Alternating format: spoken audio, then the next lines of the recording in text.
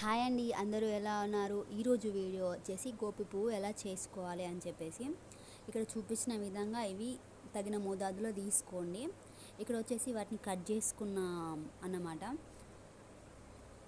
ఇది వచ్చేసి ఆ గోపి ఫ్లవర్ ఉంటుంది కదా, ఆ ఫ్లవర్ని కట్ చేసుకున్న ముక్కలు. వాటిని ఇట్లా వాటర్లో కట్ చేసుకోవాలి. వాటర్లో ఎందుకు కట్ చేసుకోవాలని చెప్పేసి మీకు డౌట్ వచ్చే ఉంటుంది. ఎందుకనంటే క్రిములు అండ్ ఏమైనా పురుగులు ఉంటే పోతాయి హీట్ వాటర్లో. ఇక్కడ వచ్చేసి కొత్తిమీర అన్నమాట. కొత్తిమీరని వాటర్లో ఇట్లా పెట్టుకుంటే కిందికి మట్టి వెళ్ళిపోయి పైకి మంచిగా కనిపిస్తుంది.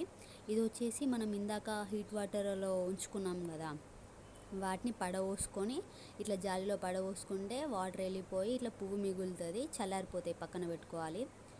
ఇక్కడ వచ్చేసి పప్పు. ఈ పప్పు పెసరపప్పు కర్రీలో వేసుకోవడానికి టేస్ట్ చాలా బాగుంటుంది. అందుకే నానబెట్టుకున్నాం. ఫస్ట్ నానబెట్టుకుంటే బెటర్ అని చెప్పేసి నానబెట్టుకున్నాము. వాటర్లో నానబెట్టుకోవాలి. పక్కన స్టవ్ ఆన్ చేసి ఒక కడాయి పెట్టుకొని అందులో ఆయిల్ పోసుకోవాలి. ఆయిల్ ఎందుకు అని అంటారా, ఇందాక పక్కన పెట్టుకున్న ఈ ఫ్లవర్స్ ఉన్నాయి కదా, అదే గోపి పువ్వు. ఆ ముక్కల్ని ఈ ఆయిల్లో వేసుకోవాలి. వేసుకొని ఇట్లా వేయించుకోవాలి. వేయించుకుంటే బాగుంటుంది కర్రీ టేస్ట్.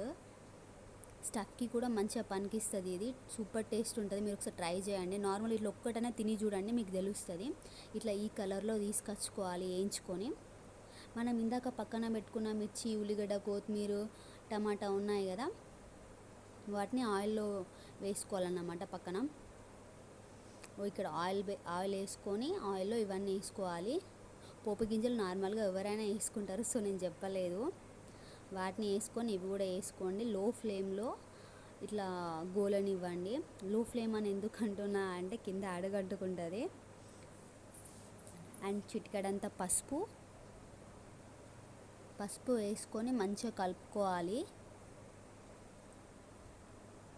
ఆయిల్లో గోలనివ్వాలి. ఇదంతా లో ఫ్లేమ్లోనే వేసుకోండి. మంచి గోలనిచ్చిన తర్వాత మళ్ళీ అల్లం పేస్ట్ వేసుకోవాలి. అల్లం పేస్ట్ మస్ట్ ఏ కర్రీకైనా, ఎందుకంటే టేస్ట్ రావడానికి. సో అల్లం వేసుకొని మళ్ళీ మంచిగా మిక్స్ చేసుకోవాలి ఆయిల్లో.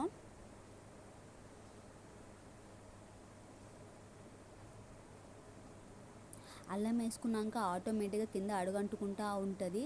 సో మంచిగా చూసుకుంటూ కలుపుకోండి. గిన్నె కొంచెం పెద్దదైతే బెటర్, అంటే కింద మందపు లాంటిది. ఇట్లా ఉంటే కష్టమే. టమాటా ముక్కలు ఉన్నాయి కదా, ఇందాక కట్ చేసుకొని పెట్టుకుని అవి వేసుకోవాలి.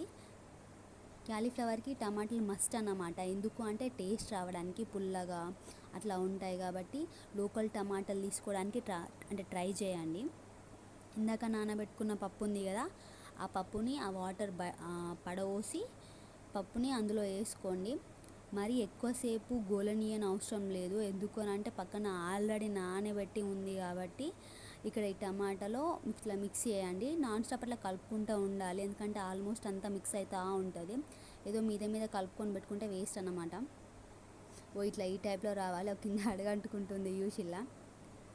ఇది వచ్చేసి ఇందాక మనం వేయించుకున్న క్యాలీఫ్లవర్ ముక్కలు, అంటే ఫ్లవర్స్ అన్నమాట. వాటిని ఇట్లా ఈ పప్పులో వేసుకోవాలి. మరి ఎక్కువసేపు ఏం ఉంచుకొని అవసరం లేదు, ఎందుకంటే మనం ఆయిల్లో అట్లా వేయించుకున్నాం కాబట్టి మరి ఎక్కువసేపు ఉంచుకొని ఏం అవసరం లేదు. ఒక 5-10 మినిట్స్ అట్లా మూత పెట్టేసుకొని ఉంచుకోవాలి. టేస్ట్ మాత్రం సూపర్ ఉంటుంది. కారం అండ్ ఉప్పు కూడా టేస్ట్కి తగ్గట్టే వేసుకోవాలి. ఏదైనా కొత్తిమీర లాస్ట్కి మస్ట్. ఇది అంతే, రెడీ అయిపోయింది. తప్పకుండా ట్రై చేయండి. టేస్ట్ మాత్రం సూపర్ ఉంటుంది. And like, share, comment, subscribe, follow for me more.